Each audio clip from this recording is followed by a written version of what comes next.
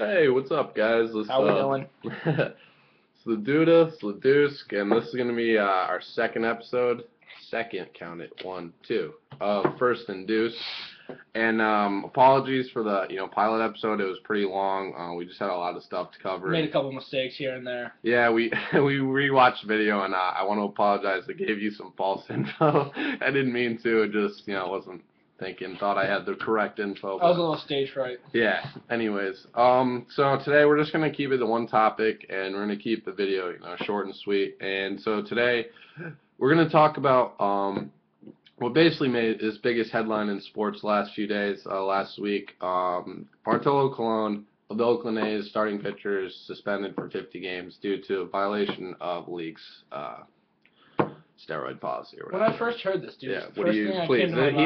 He's pissed about this. First thing that came to my mind was, I thought he was so big because he ate so many Twinkies, but I guess it kind of makes sense he was using steroids. But what I really want us to talk about is how I'm just sick and tired of hearing this in the news every week or so right now. I also got a feeling like, Barry Bonds is on the West Coast, Melky is on the West Coast, Bartolo Colon is now on the West Coast. All have been reported with Victor Conti's like steroid use, stuff like that. I kind of feel like they're kind of related. I know Balco is located in I swear, dude, all California. all the steroid cases in baseball are related. I swear.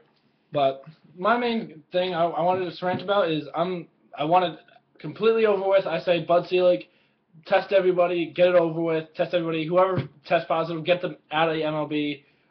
I agree with that. Like, sure, it would take a long time, most likely, but just think about it. You test every single player in Major League Baseball.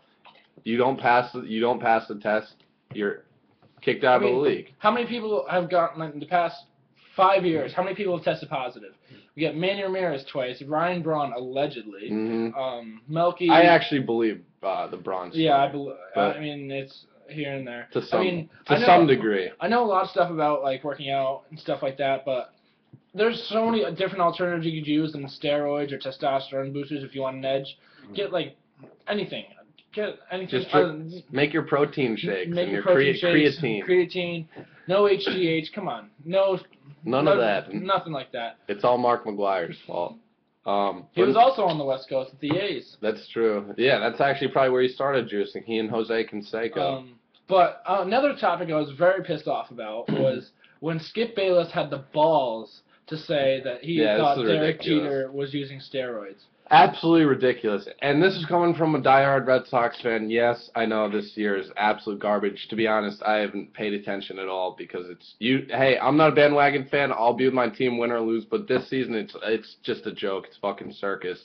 But Derek Jeter's been probably the face of MLB for the past. Exactly. I respect the hell. Derek Jeter's a class act, one of the best of all time. There's no way he juices. And like Stephen A. Smith said yesterday, or whenever he said, yes, Derek Jeter may look a little bit bigger, but it's not in his arms, it's in his gut. He's getting a little tummy now. Yeah, he's getting older. I mean, who really cares? He's never been big guy, jacked or anything. He's always been in shape. Like, I would never ever question Jeter using that shit. I was just... Yeah, if I was a Yankee fan and I heard that too, I'd probably be pretty pissed off. I mean, I can understand saying A-Rod because he's a scum. Another West Coast player. He played Texas and Seattle. But A-Rod, I mean, you can say what you want about him, but Derek Jeter leaves the man alone. Exactly, He's been a face of Another reason why Skip Bayless is just a douchebag and doesn't know what the hell he's Stephen talking A's about. calling me. Yep. You gotta wait a couple minutes. Yeah, tell him to wait. Because we're in the middle. Alright, sorry. But yeah, I'm just very sick and tired of this. Bottom line is, baseball is so tainted now, and I really do think, I obviously doubt Bud Selig would never test everyone in the league, because, like you said, it would cost a hell of a lot of money and take a long time. But there's got to be a way where these guys can, somehow be tested quick enough to where it'll determine whether they're juicing or not. I mean, what do you think about what if the owners did it? I mean, look at the Yankees. You got a shit ton of money. I was just gonna say, organizations are pretty shady these days in sports. The Saints being the latest example, that bounty shit. So I wouldn't be surprised if there's some, scumminess going on in these baseball clubhouses. Owners, hooking people up with fucking, I don't know, needles and shit. Who knows? Look at the Clemens and all that shit that happened. Speaking of Clemens, what do you think about Oh, him? yeah. Jesus Christ. I completely forgot. Well, we'll talk about that since we're on the subject, so. What do you think about him pitching at age 50? He's 50 years old. Clemens, what was the team? It was some minor league team? No, it's not even a minor league team. It's an independent league. He's playing Independent the Bridgeport league. Bluefish today. He's 50 years old. When was the last time Roger Clemens pitched? 2008. I think it was 2008. Yeah, he came back middle of the season for the Yankees. I mean, some guys, you can play baseball for a long time, but, I mean, 50 years old, he doesn't have the same stuff he used to. What is he, probably going to throw 80-mile-per-hour fastball? I mean, he's not juiced up anymore. Exactly, and now he's just, yeah. So, I mean, I am kind of interested to see, like, how he actually does, because, I mean, it's Roger Clemens, and, I mean, he's 50. I don't know. I don't know what to think about that. It's like Jose Canseco. He keeps trying to play. He's like fucking, what, I don't even know. He's like 56, I swear. So I don't know. We'll see how Clemens does with that. He probably won't pitch many innings at all. I'd say 2 or 3 tops. What do you think about the Strasburg inning limit? I say what is he at now? He's at 146 and 2/3 or something like that. And I mean, just so you have to be careful with. They're having such a good season. You don't want to ruin any chances you have in the postseason by keeping your ace out there. Especially he had Tommy John surgery last year, and that's the biggest surgery you can have in baseball. Like Carl Crawford just had it. I think he just had it 2 days ago. Yeah, he had it Tuesday. That takes almost a year and a half to come back. So Crawford won't even be ready for the beginning of next season. So yeah, they need to be careful with Strasburg. What is he at? 146 innings, you said? And their limit is 160 to 180. I personally feel like let him pitch. He came off Tommy John surgery, I know, but they're in first place in the NL East right now. Like, keep the ball rolling. I agree. I say skip a couple of his starts here and there. Let him pitch one game. Have him skip his next start. Pitch again. Skip his next start. I mean, or you know what? Just don't have him. Just take him out after 6 or 7 innings. Like, no matter what his pitch count is. That rain delay, they had him come out after the rain delay, the last game. He pitched 3 1/3, and then they had a 53-minute rain delay. He comes back out, pitches 3 innings. Why would you do that if you're on an innings limit? Yeah, I have no idea. But so yeah, they need to be careful with him because he is the foundation of that fucking team. And yeah, if they want to make noise in the playoffs, they need to have their ace. I mean, I don't see them going too far. They got a good rotation. I don't know, dude. They're playing good ball, and I feel like the Dodgers are the team coming out of the NL. But, you know? Yeah. They got the pitching, they got the offense, they got the defense. All right, let's not get off topic here, pal. So yeah, Strasburg.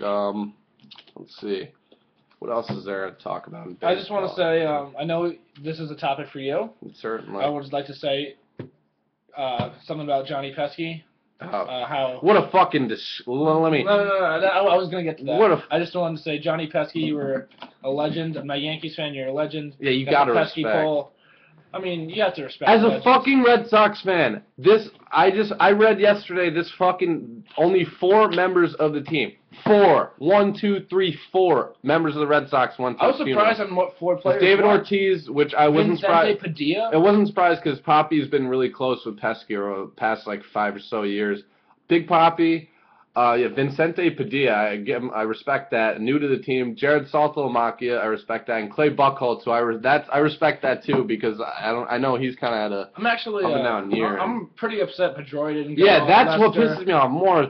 And the rest of the team, you know where they were? They went to Josh Beckett's Saturday night like bowling fucking thing, and they got shit faced. His like Beckett's like annual bowling tournament or whatever. It's some fucking House of Blues in Boston, and they all got shit faced. Like, what the fuck, man? The whole team should have been required to attend that fucking service. That guy is a Boston legend, dude. Your right field fucking foul pole's named after him. Jesus. Did you see that's so disrespectful in my book. Did you see that thing on ESPN a couple of days ago about that batter? I forget what his name was. He got hit in the face. He played with Bobby Valentine. Hit in the face? Yeah, he played in like the 60s, 70s maybe. You know what I'm talking about? On the Sox? Yeah. Tony Conigliaro? Yeah, he got hit in the fucking eye and his career was done.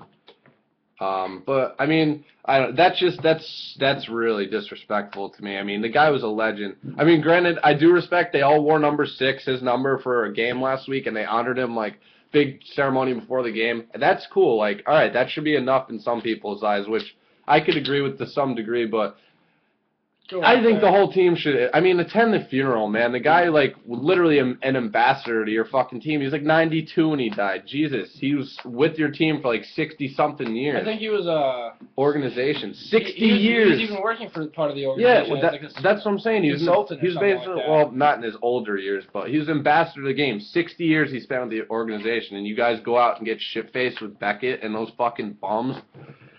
I don't know, that's just completely disrespectful in my eyes. On the topic of the Red Sox, I was surprised when I heard enough. Egon was on the waiver. Yeah, now apparently they're trying to get him traded. This team is I don't know why they put Egon I don't understand instead why. of Beckett.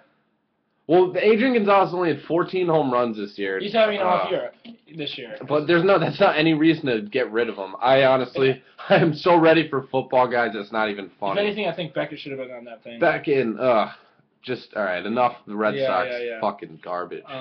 So I think that's pretty much covers it, guys. We're going to keep it like, this is much more reasonable. It's 11 minutes. This is exactly how much you need to get your fix in. So, yeah, let us know what you guys think about the whole Bartolo Colon thing. And if you guys have any, ideas what baseball should do to, what's the word I'm looking for? Fucking cut down, on HGH use and all that stuff. Like, let me know what you guys think and your thoughts on all these juicers and the Johnny Pesky situation. And our next episode, I think we're going to try and film it tomorrow. We're going to do week 1 because the NFL season just 2 weeks from Sunday, guys, 2 weeks away from opening kickoff. So we're going to make our predictions. We're going to make our predictions week 1, who to look out for and stuff, and it should be fun. So hope you enjoyed watching, and comment, subscribe. This is the Duda, I'm the Dewsk. All right, we're out. Peace. Later. Peace, fellers.